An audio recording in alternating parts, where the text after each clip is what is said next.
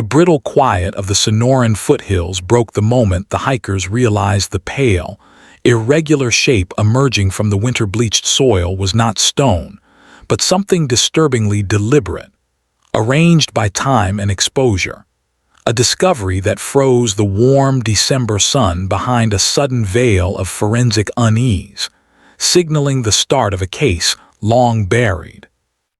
If you like stories like this, make sure to subscribe and like the video. The Tucson winter of 1989 carried a muted stillness, the kind that settles over desert communities during the holiday season when daylight shortens.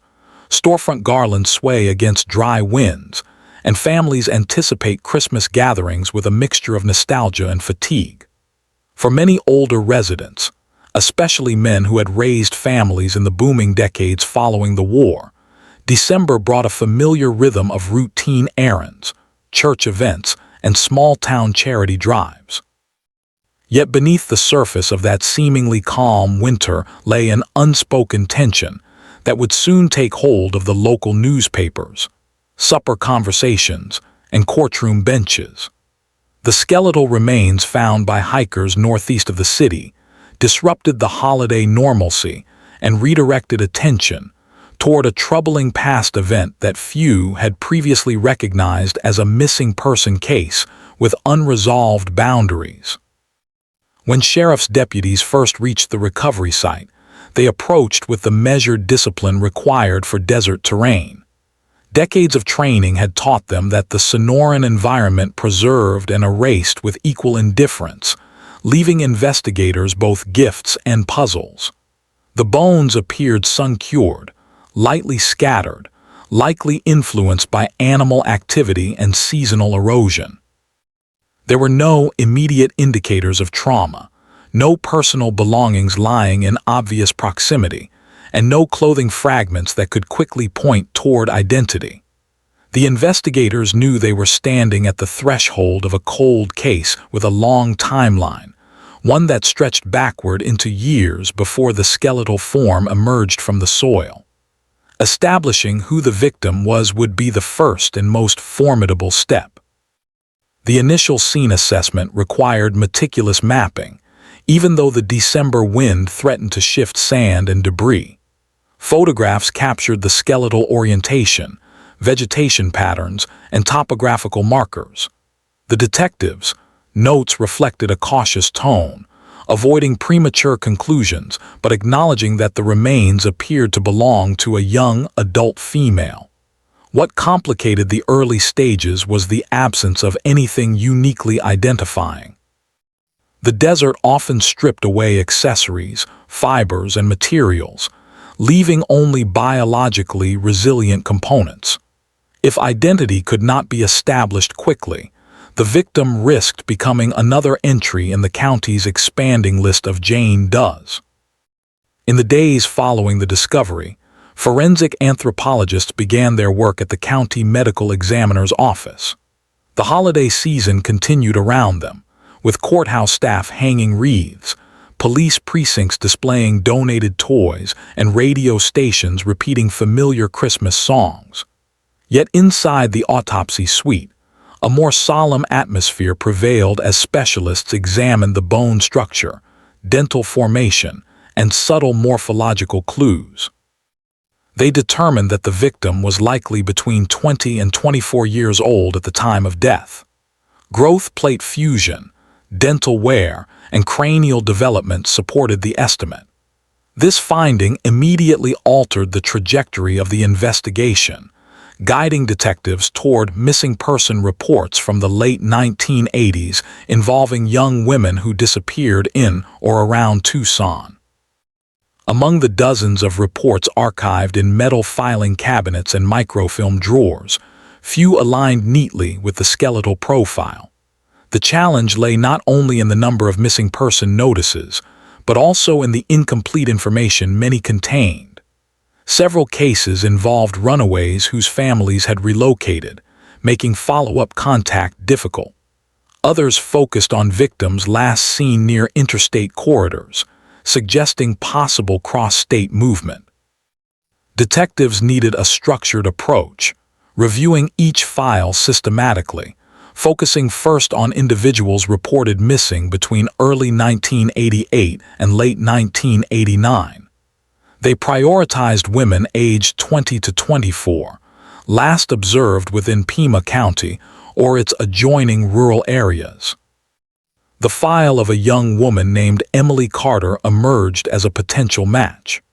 Reported missing in December 1988, she was 21 at the time and had been last seen leaving a seasonal job at a small shopping center decorated with artificial spruce trees and modest Christmas lights.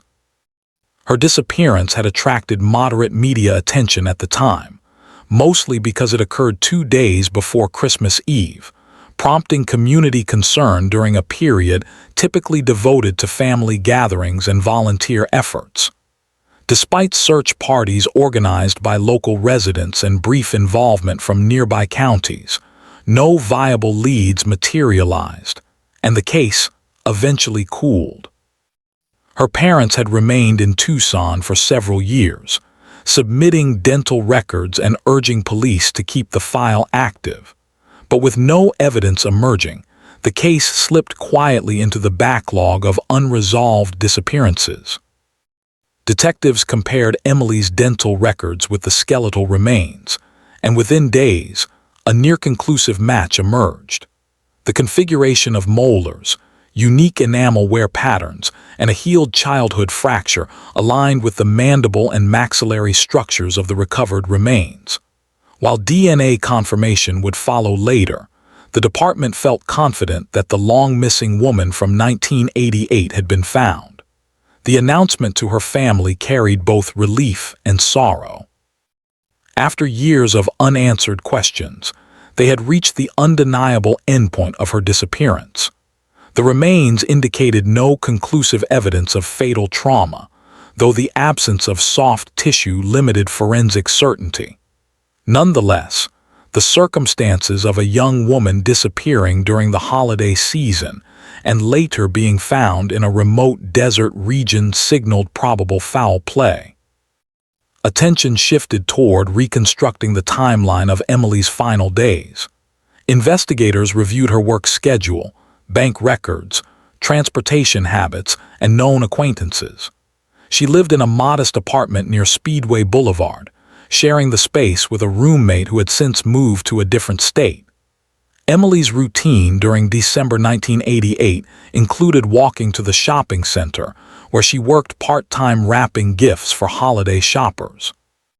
Her employer described her as reliable, though not overly talkative, and noted that she typically left work after sunset. The night she vanished, temperatures had dropped unexpectedly, producing a rare chill that settled over the normally mild desert. Such conditions would have discouraged extended outdoor travel unless someone had offered her a ride. Investigators re-examined witness statements collected in 1988, this time applying more modern analytical approaches. One statement from a mall janitor indicated seeing a young woman resembling Emily speaking with a man near a dark-colored pickup truck. At the time, the tip had been considered weak due to limited descriptive detail and holiday crowds providing substantial distraction. But in the context of the skeletal discovery and renewed efforts, detectives revisited the possibility of Emily encountering someone familiar or persuasive enough to approach voluntarily. With the case transitioning from a missing person to a confirmed homicide investigation, detectives turned to archived phone records, a process far more time-consuming in the late 80s compared to modern digital retrieval. Landline logs showed Emily had received several calls during December from a number associated with a seasonal repair contractor who had briefly worked at the shopping center during holiday preparations. His employment history showed sporadic work and out-of-town travel in early 1989. The man, identified in the files as Raymond Holt, had been interviewed once following Emily's disappearance. His answers at the time appeared unremarkable, and without evidence linking him to a crime, the case moved on. Detectives now viewed Holt with renewed interest. Records showed he had relocated to a small Arizona town near the New Mexico border after leaving Tucson. Re-interviewing him a year later would pose challenges, but given the identification of Emily's remains, investigators believed it necessary to determine whether his interactions with her extended beyond routine facility maintenance. Additionally, personnel logs from 1988 indicated that Holt occasionally volunteered to walk employees to the parking lot during late evening hours, a detail that carried more weight now that Emily's disappearance was understood in the context of a probable abduction. The weeks following the skeletal recovery brought an unusual juxtaposition of seasonal activity and investigative momentum. While Tucson households prepared for Christmas, pinned stockings above desert-style fireplaces, and arranged poinsettias near windows, detectives sifted through evidence boxes, typed revisions to case summaries, and conducted quiet background checks. The media covered the story with measured restraint, recognizing the sensitivity of confirming a victim's identity during the holiday season. Local newspapers printed subdued articles describing the ongoing inquiry, referencing the remote discovery site, the forensic analysis, and the renewed interest in Holt. Older residents reading the morning paper during breakfast took particular notice, remembering the original missing person flyers from the previous year. Investigators also considered the geography of the location where the hikers found the remains.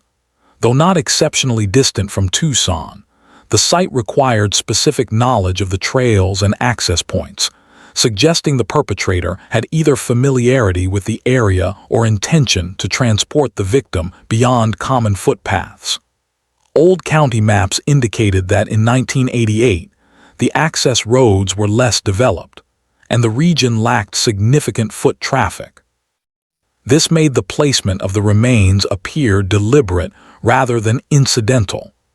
Detectives theorized that the perpetrator might have chosen the site due to its isolation and the low likelihood of accidental discovery, particularly during winter months when hiking activity diminished. As the analysis advanced, detectives awaited DNA confirmation using preserved familial samples submitted during the original missing person investigation. The technology available in 1989 offered limited but increasingly reliable results. Laboratory technicians performed comparative testing, reinforcing the dental match and officially identifying the remains as belonging to Emily Carter. This confirmation allowed investigators to proceed with full homicide classification, opening the door to broader warrant requests, expanded interviews, and deeper forensic examination of Holt's history. While the winter holidays progressed, the investigation continued with quiet perseverance, absorbing new details, validating old assumptions, and sharpening the focus on the timeline surrounding Emily's disappearance. The skeletal discovery had breathed life into a case once suspended in uncertainty.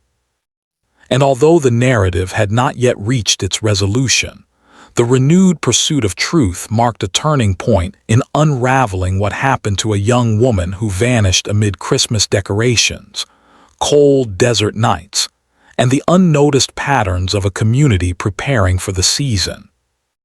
The renewed momentum of the case moved steadily through the early weeks of January 1990, when most residents of Tucson were transitioning from holiday gatherings back into the familiar routines of winter life. Christmas lights dimmed on neighborhood porches, discarded pine trees lined curbs awaiting pickup, and local newspapers shifted from seasonal features to regional updates. Yet within the sheriff's department, the investigation into Emily Carter's disappearance and death continued without pause. The discovery of her skeletal remains had reframed the case entirely, and detectives were determined not to let the new evidence slip into the background as the city resumed its ordinary pace. The identification had brought clarity to a year-old mystery, but it had also introduced the responsibility of confronting a potential perpetrator whose existence had once seemed peripheral. Detectives began with an extensive review of Raymond Holt's professional and personal history. His employment at the shopping center during late 1988 provided an early access point, but investigators soon uncovered broader patterns. Holt had worked seasonal maintenance jobs at several locations across southern Arizona, positions that required minimal oversight and frequent mobility. His records showed no major criminal history, but small inconsistencies emerged when reviewing address updates, vehicle registrations, and employment dates. Investigators focused particularly on the inconsistencies around December 1988. Holt had claimed to leave Tucson for family reasons shortly after the Christmas holidays, yet employment files indicated he stopped reporting for work a few days earlier than he previously stated. Although not incriminating on their own, these discrepancies supported closer scrutiny.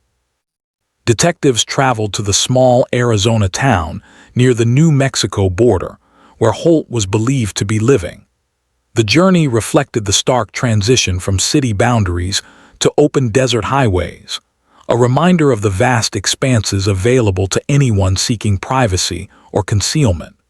Winter sunlight cast long shadows over rest stops and ranch fences, contributing to the sense of a region where silence often replaced explanation. Upon arrival, investigators contacted the local sheriff's office, gathering background information on Holt's current activities. According to local deputies, he maintained a low-profile, paid modest rent on a small property, and occasionally worked short-term repair jobs. No recent complaints or notable incidents had been reported. The detectives approached Holt for a preliminary interview, conducted in a procedural, neutral manner typical for reopened investigations. They sought to clarify his recollections of the night Emily disappeared, focusing on details he might have overlooked or forgotten during the initial inquiry. Holt provided general statements about his work schedule, the busy holiday atmosphere at the shopping center, and the large number of employees and customers present. He reaffirmed that he did occasionally walk workers to the parking lot, but claimed to have no specific memory of assisting Emily.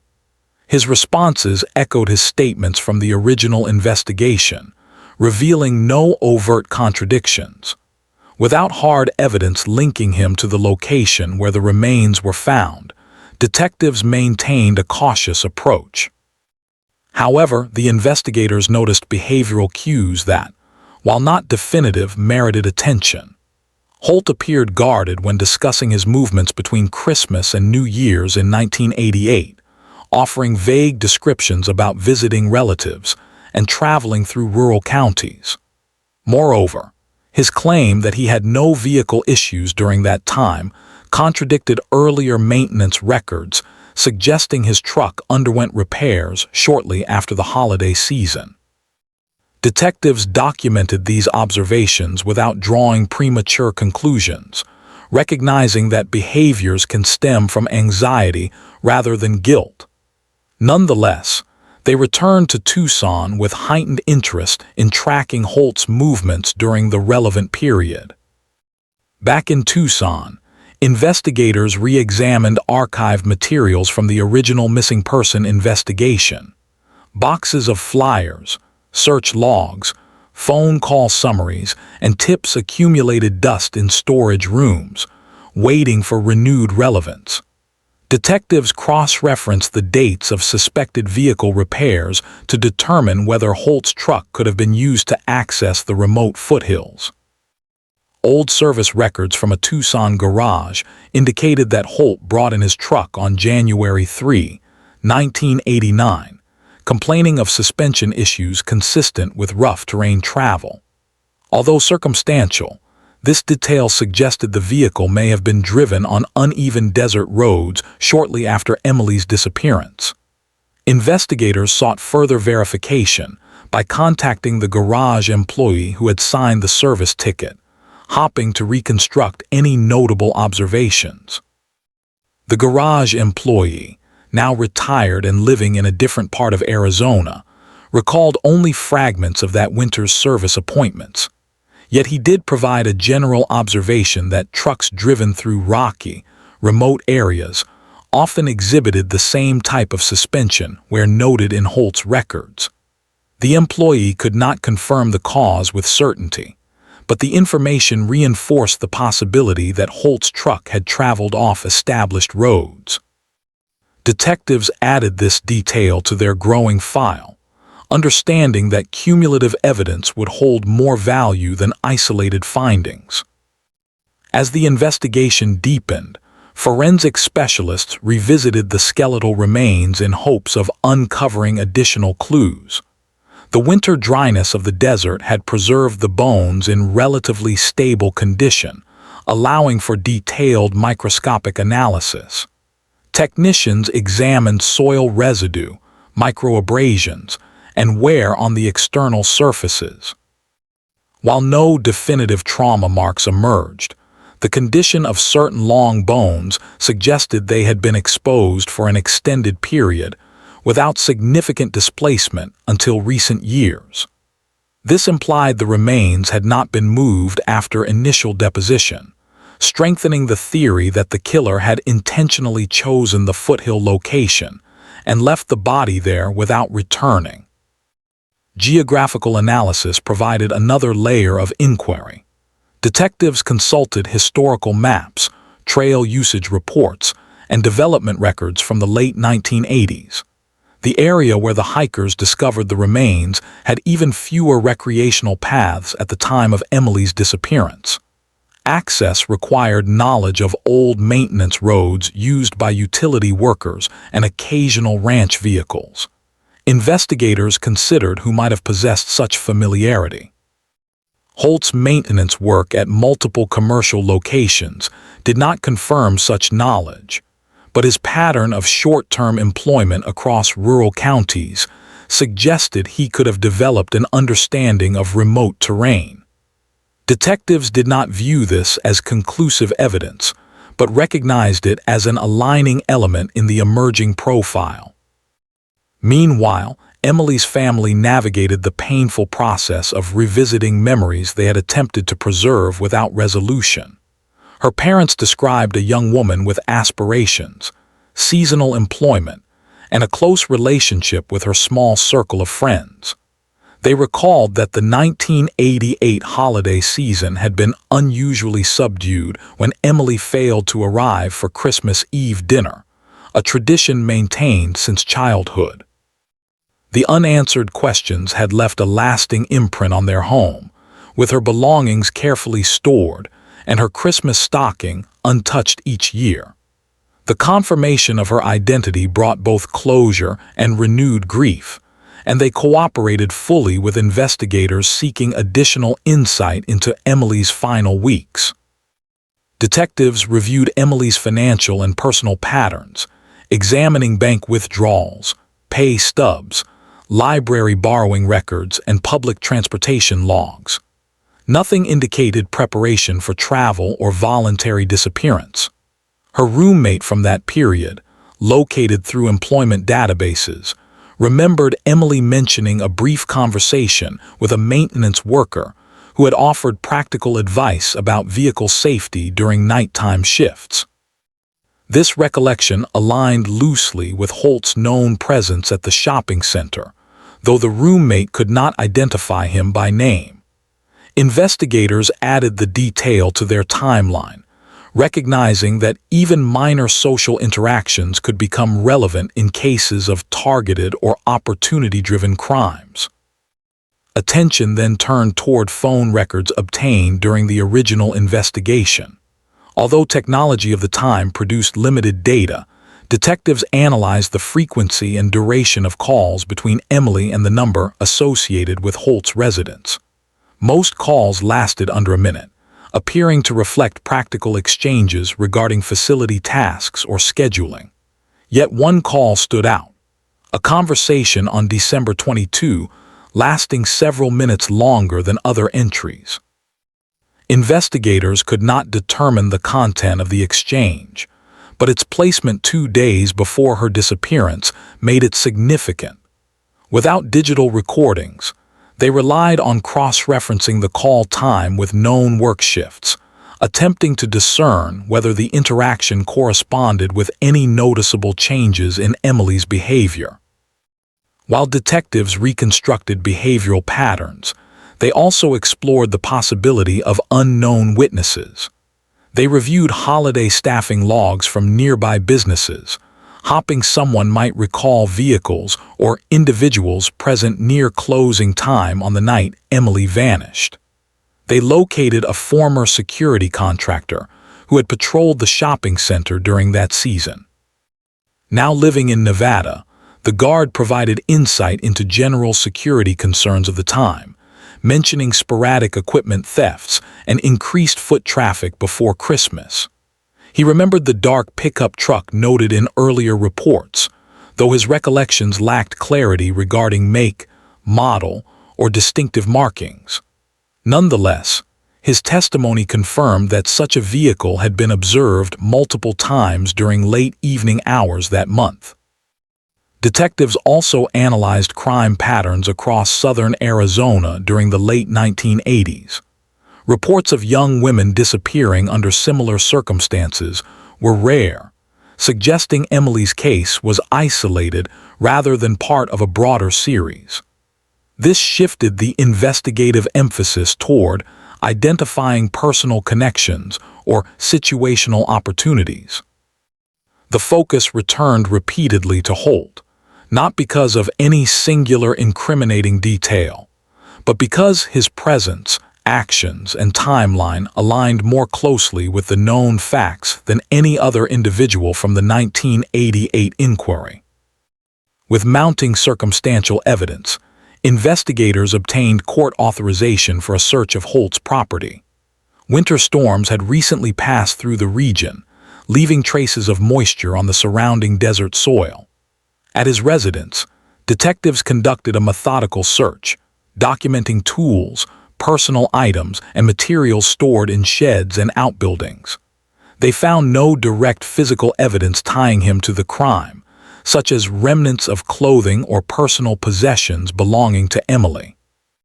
However, they did locate old maps with handwritten notations marking remote foothill areas in Pima County. While recreational exploration might explain such markings, investigators viewed them through a forensic lens, understanding that offenders sometimes documented isolated locations for personal reference. The search also recovered a worn keychain with a small decorative charm matching a style popular among young women during the late 1980s. Investigators could not immediately confirm whether it belonged to Emily, as the item bore no unique identifiers, but they held it for further analysis. The keychain carried dried desert soil within its crevices, prompting laboratory technicians to compare the residue with soil samples taken from the recovery site. Preliminary tests indicated a general similarity in mineral composition, though local geological consistency meant such findings could not serve as definitive evidence. Still, it added yet another subtle connection in the growing body of circumstantial indicators. Throughout January and into early February, the investigation progressed with quiet, steady determination. Detectives recognized that solving a cold case required both patience and precision. Every detail mattered, even those that seemed minor or ambiguous. They approached the case with a sense of responsibility to Emily's memory and to her family, who had endured a year of uncertainty followed by the stark confirmation of loss. The community, too, watched the developments with attentive interest. Local newspapers published periodic updates, reflecting an older readership accustomed to methodical journalism that favored facts over speculation. The renewed investigation had brought an undercurrent of caution to winter routines, reminding residents that even familiar spaces could hold unseen stories. As the timeline reconstruction neared completion, investigators prepared to re-examine Holt with a more focused strategy.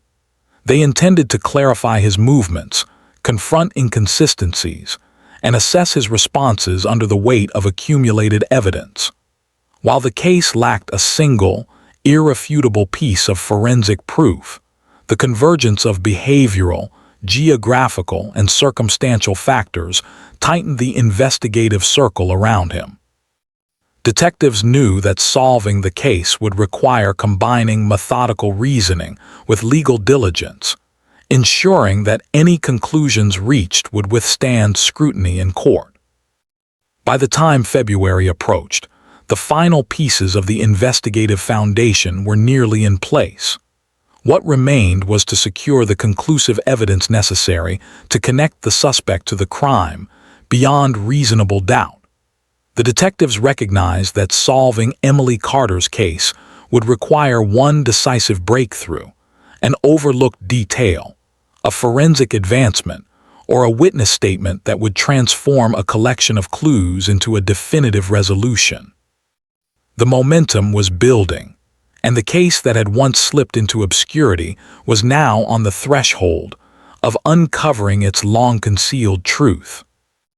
As February 1990 settled across southern Arizona, the cold mornings brought a crisp clarity to the desert air, and detectives found themselves in the most delicate stage of the investigation. For more than a year, Emily Carter's disappearance had lingered at the margins of public awareness, overshadowed by the ordinary holiday routines of a city preparing for another Christmas season. Now, with her remains identified and the focus turning toward a single, increasingly suspicious individual, investigators needed to transform a collection of circumstantial indicators into a legally sustainable case. The winter sun created long shadows across the sheriff's office parking lot each morning, a reminder of how far the case had come and how much further it needed to go before it could withstand courtroom scrutiny. The challenge lay not in the absence of clues, but in the absence of definitive proof linking Holt to Emily's final movements. Detectives understood that juries required concrete evidence, especially in cases lacking eyewitnesses or clear forensic markers. Cold cases often hinged on small fragments of truth, details overlooked, forgotten, or dismissed during the initial investigation. One overlooked detail had the potential to reshape the entire structure of the case, and detectives now scrutinized every archived document with a precision motivated by both respect for Emily's memory and the legal expectations that governed their work. Investigators reevaluated the keychain found at Holt's property. Although it bore no unique identifiers, its presence remained difficult to explain. Laboratory technicians continued testing soil samples lodged within it, exploring deeper mineral signatures and microscopic components.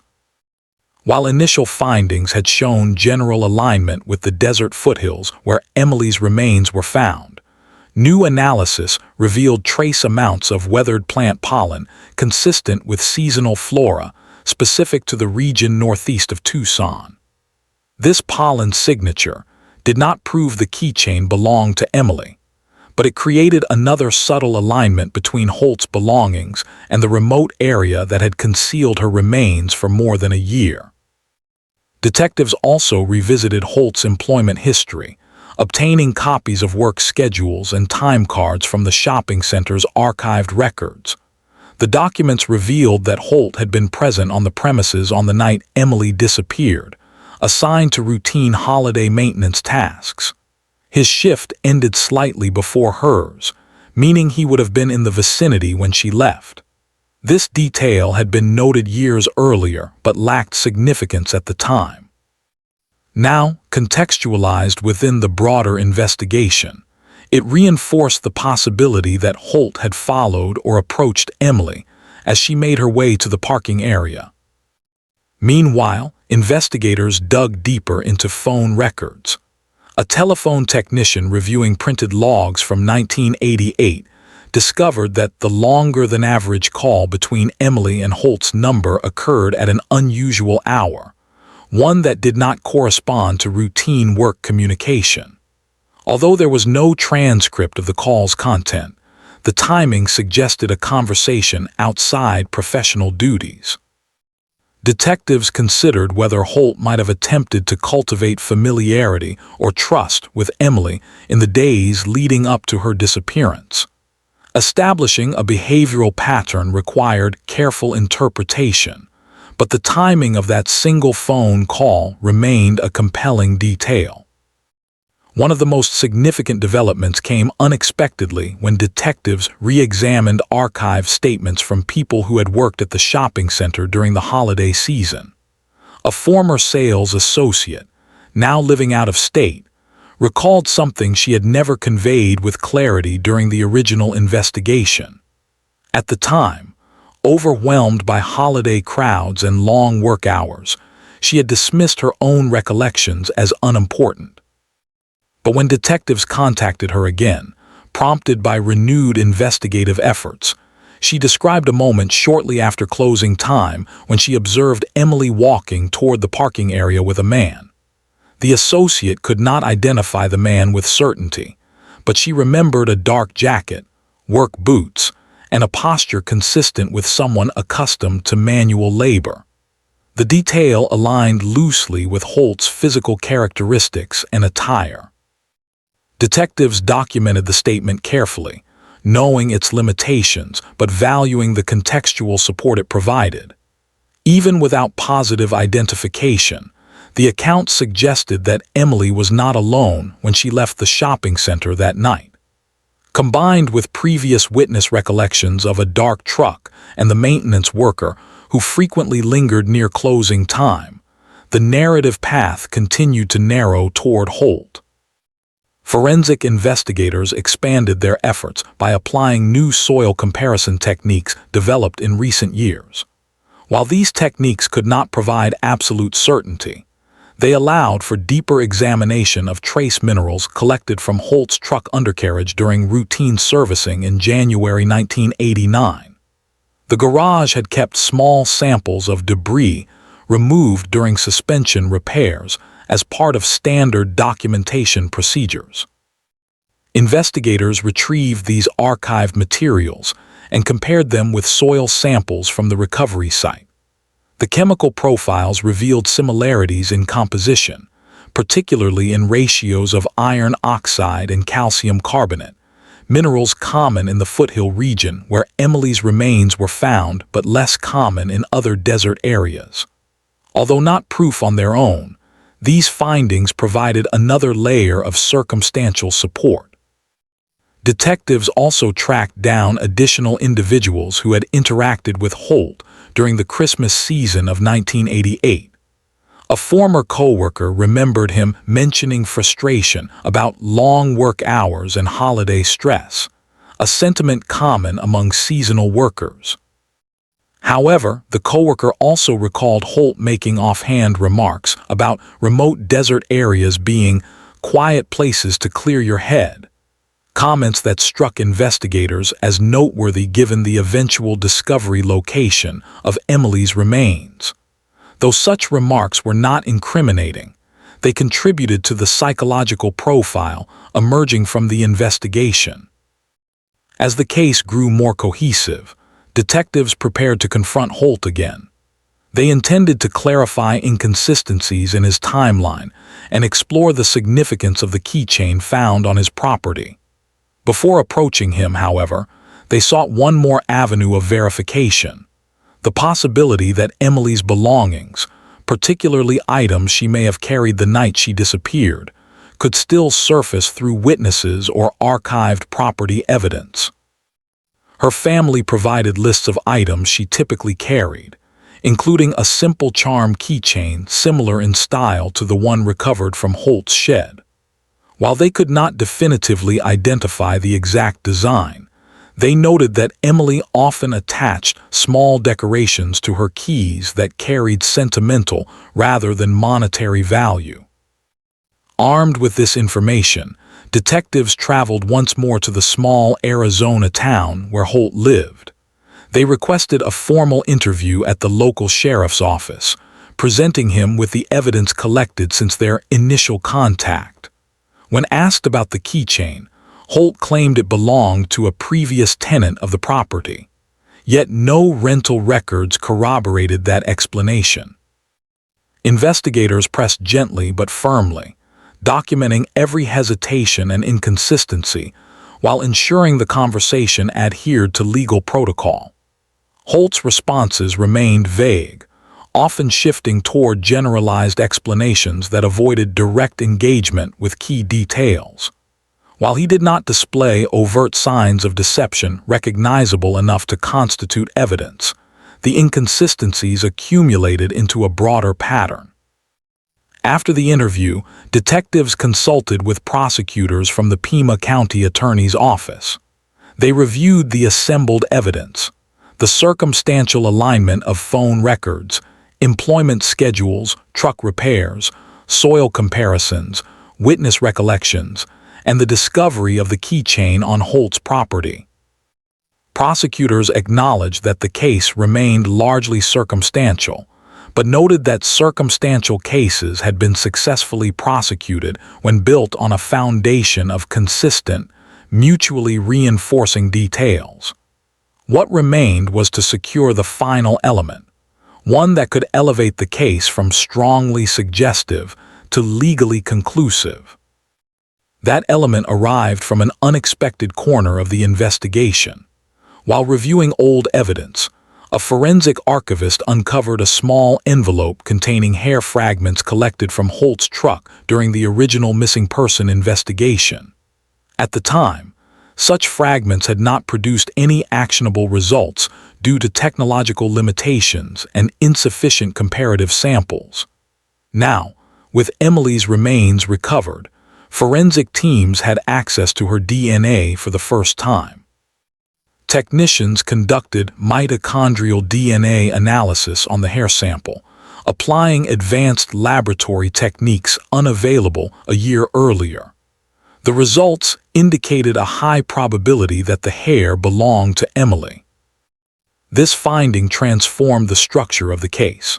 While mitochondrial DNA could not distinguish between individuals with shared maternal lines, investigators confirmed that the hair sample did not match any known occupants of Holt's truck and aligned strongly with Emily's genetic profile. Combined with the totality of evidence, detectives now possessed a forensic link connecting Holt's vehicle to the victim. The discovery reinvigorated the investigative team, who understood the significance of this forensic advancement. It provided the bridge between circumstantial and scientific evidence, the missing component preventing the case from moving forward. When prosecutors reviewed the mitochondrial DNA findings alongside the existing case file, they agreed the evidence was now sufficient to pursue charges. Detectives coordinated with the local sheriff's office to arrest Holt, ensuring the process was quiet, controlled, and compliant with procedural standards. The arrest occurred without incident, reflecting the calm winter atmosphere of the small town where Holt had attempted to build a quiet life. He was transported to Tucson, where formal charges were filed, and the community that had once hung missing person flyers in holiday windows now witnessed the emergence of long-awaited accountability. The legal proceedings began in the spring, drawing measured attention from local residents, particularly older readers who followed the case through newspaper updates and appreciated the slow, meticulous work of investigators. Prosecutors presented a structured narrative supported by forensic advancements, witness recollections, employment records, and geographical analysis. The mitochondrial DNA evidence carried particular weight, demonstrating that Emily had been inside Holt's vehicle at a time consistent with her disappearance. Holt's defense argued the limitations of circumstantial evidence and questioned the reliability of older forensic samples. They suggested the possibility of innocent contamination or prior contact unrelated to her disappearance. Yet the cumulative strength of the prosecution's case proved decisive. The jury deliberated with care, aware of the gravity of resurrecting a case from the quieter corners of the past. When the verdict was announced, it reflected the weight of a community's patience and a family's endurance. Holt was convicted of second-degree murder, acknowledging the absence of definitive evidence regarding premeditation, but affirming the overwhelming probability of his involvement in Emily's death. The sentencing phase noted the extended suffering endured by her family and the deliberate concealment that had deprived them of closure for more than a year. When the conviction became public, Tucson entered another holiday season, this time with the knowledge that a long-standing question had been answered. For Emily's family, the resolution did not erase the past but provided the quiet certainty needed to continue their lives. They honored her memory privately, choosing not to participate in extensive media coverage. In the sheriff's office, investigators closed the final pages of a file once nearly forgotten, but ultimately solved through perseverance, evolving science, and the enduring commitment to uncovering truth. The conviction of Raymond Holt in the spring of 1990 set in motion a quiet but significant shift in Tucson's collective memory. For years, Emily Carter's disappearance had existed as a faint reminder of vulnerability during a season, often associated with family, celebration, and tradition. Her case had begun near Christmas, resurfaced more than a year later through the discovery of skeletal remains, and finally reached resolution as another winter approached. What lingered now was not merely the satisfaction of closure, but the quiet understanding that persistence, methodical investigation, and evolving forensic science had converged to restore answers where once there were none. In the minds of the investigators who had pursued the truth through desert expanses and aging archives, the final outcome marked a testament to steady determination. In the months following Holt's sentencing, the sheriff's department assembled a comprehensive after-action report documenting every step of the renewed investigation. This detailed account served both as a record for internal analysis and as a reflection of the techniques that had proven effective in bridging the gap between past and present. The report emphasized how crucial the hikers' discovery had been, not only revealing the remains, but enabling the application of forensic techniques unavailable during the original investigation. It outlined the value of preserved evidence, hair fragments collected without clear purpose at the time, and how those fragments later provided the forensic link that transformed circumstantial suspicion into legal certainty. Investigators found themselves reflecting on the layered complexities of cold cases, where every archived detail, no matter how small, possessed the potential to become pivotal years later. The Carter family approached the aftermath with an understated resilience shaped by more than a year of unanswered questions. Their home, once marked by an empty Christmas stocking that had remained untouched through the holiday seasons after Emily's disappearance, now carried a different kind of silence. It was not a return to normalcy, for the loss remained unchanged, but a shift toward acceptance. They held a private memorial service near the foothills, not far from where the hikers had made their discovery. The memorial occurred quietly at the start of winter, when the desert lights softened in the late afternoon, and the wind carried the scent of distant creosote. Those who attended remembered the event less as a ceremony of mourning, and more as a reflection of gratitude for the answers they had finally received. Within the sheriff's department, the case reinforced the value of reviewing older files with fresh eyes. The detail-oriented nature of the investigation demonstrated that cold cases did not remain static, but instead evolved with the passage of time, as scientific advancements opened doors previously inaccessible. Detectives recognized that the significance of their work extended beyond Emily's case. It provided a framework for approaching other unresolved investigations with renewed determination. Several detectives expressed that the experience strengthened their commitment to cases resting in storage rooms, where boxes of papers awaited rediscovery. The community, particularly older residents who had followed the case closely through newspaper reports, responded to the resolution with quiet acknowledgement. For many, the story resonated deeply with memories of earlier decades when missing person cases lacked the forensic tools available today. The conviction reinforced a long-standing belief in the reliability of patience and diligent work. Tucson's local papers, known for their restrained approach to crime reporting, published thoughtful retrospectives that contextualized the case within the broader history of the region. They highlighted the impact of desert geography on investigative challenges, the ways in which winter weather affected both the concealment and discovery of remains, and the evolving nature of forensic analysis in late 20th century law enforcement. As Holt began his sentence, the details of his life underwent public scrutiny but faded quickly from national attention.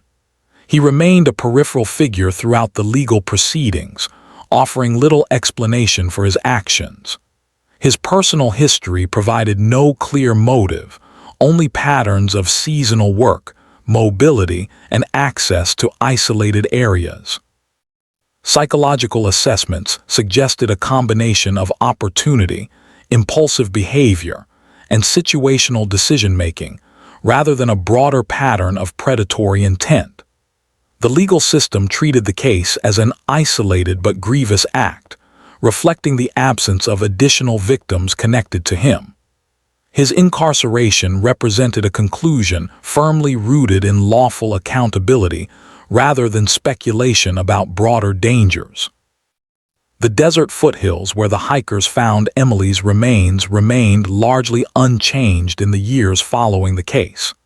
The terrain, shaped by centuries of weather shifts, continued to offer quiet trails and expansive views of Tucson below. Residents who knew the story sometimes visited the general area with reflective purpose, though the exact location was intentionally kept vague to respect the family's wishes. The foothills became, for some, a symbol of the delicate balance between concealment and revelation, the way the desert protects its secrets until weather, time, or chance uncovers them. Winter hikers occasionally paused along remote paths, imagining the moment when the original discovery had interrupted an ordinary day and rekindled an investigation that might otherwise have remained unresolved indefinitely. For investigators who had worked the case, the transition from uncertainty to resolution became a defining part of their careers. They remembered the early mornings spent examining old logs, the long drives across desert roads to re-interview individuals who had drifted away from Tucson, and the careful analysis of microscopic evidence.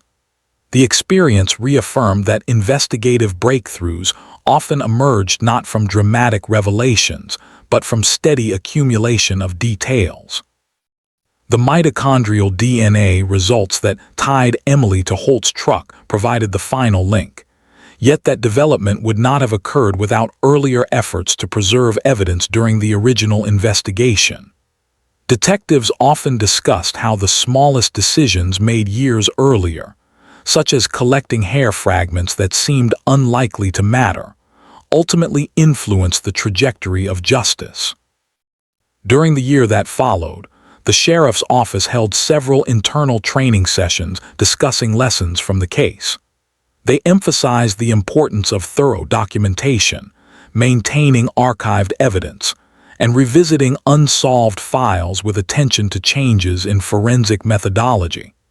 Younger investigators listened closely, recognizing that cold cases offered both challenges and opportunities for continued professional growth.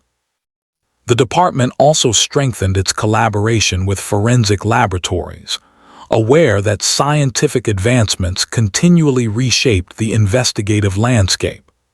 Emily's case became part of the instructional curriculum for incoming personnel, demonstrating the quiet rewards that come with perseverance, even when a case appears dormant. As winter holidays returned once more, Tucson carried subtle reminders of the events that had unfolded over the past 2 years. Residents strung lights across rooftops, decorated storefronts with wreaths, and gathered with family as seasonal music drifted through neighborhoods. The memories of earlier years, when Emily's disappearance cast a shadow over the holiday season, remained present but softened by the clarity that had finally emerged. Her family celebrated quietly, choosing traditions that honored her memory while acknowledging the passage of time. They avoided public ceremonies, preferring the privacy of their home and the solace that comes from remembering a loved one without the burden of unresolved questions. Newspapers revisited the story through annual features, summarizing significant cases brought to resolution through modern forensic techniques. These articles highlighted how advancements in DNA analysis, soil comparison, and behavioral review had reshaped approaches to criminal investigations across the country. Emily's case often appeared in these discussions as a regional example of how persistence and scientific progress intersected. For readers, particularly older men who had followed crime reporting for decades, the story served as a reminder that justice, even delayed, remained attainable through disciplined investigative work. In the quiet corridors of the courthouse, where case files accumulated in long metal cabinets, the folder containing Emily Carter's records was finally moved to the section designated for closed cases. It rested among countless others, each representing a life touched by tragedy and a journey toward resolution. Unlike many folders in that archive, Emily's case contained a final legal outcome: trial, conviction, and sentencing, supported by a detailed narrative explaining how investigators bridged the limitations of an earlier decade. The file stood as a reminder that even when a case appears dormant, time can become an ally when forensic science evolves and investigators remain committed. Holt adjusted to life within the structured routine of a state correctional facility. His presence remained largely unnoticed, as his case lacked sensational elements that often draw prolonged public interest. He received periodic psychological evaluations, standard for inmates serving long sentences, and maintained a minimal disciplinary record. His appeals were limited and unsuccessful, as courts consistently upheld the original conviction based on the strength of mitochondrial DNA evidence and the totality of circumstantial details. Over time, Holt's case became one among many within the correctional system, significant to those directly involved but largely forgotten by the broader public. The investigators who had taken part in solving the case continued their work on other assignments, carrying forward the knowledge gained through the lengthy pursuit of answers. Some eventually retired, leaving behind decades of experience shaped by difficult cases, complex evidence, and the changing landscape of forensic science. For them, Emily's case became one they remembered with a sense of professional fulfillment. It required patience, precision, and the willingness to re-examine old information without expectation of immediate success. They valued the result not for its dramatic qualities, but for its quiet affirmation that truth often emerges through persistent investigation rather than sudden discovery. In time, the memory of Emily Carter integrated into the quieter layers of Tucson's history. Her disappearance, the discovery of her remains, the investigation that followed, and the final trial formed a complete narrative arc, one that reflected both the vulnerabilities and strengths within a community. Winter seasons continued to bring holiday lights to the city, and each year unfolded with new routines, new concerns, and new stories. But those who knew her, those who worked her case, and those who followed it remembered her life not solely for its tragic ending, but for the dedication that ensured her story did not remain lost in the vast desert landscape. The foothills remained, shaped by weather and time, still offering winter hikers the same quiet paths and wide horizons. The region held no markers, no signs indicating what had once been discovered there, yet the investigators who knew the site carried an enduring awareness of its significance. It represented the meeting point of chance and persistence, the convergence of a moment in nature with years of investigative effort. In the end, the case that began with the discovery of sun-bleached bones during a winter hike concluded not with public spectacle but with measured justice, delivered carefully and lawfully in accordance with the evidence. As the 1990s progressed, the story gradually settled into its rightful place among the solved cases of the region, important, instructive, and respectfully concluded. What endured most was the sense of closure it brought to those directly involved. For Emily's family, closure meant knowing the truth. For investigators, it meant honoring the responsibility entrusted to them. For the community, it meant recognizing that even long-buried stories could find resolution. And for the desert, unchanged and indifferent, it meant continuing to hold its secrets until the day circumstances allowed them to be found.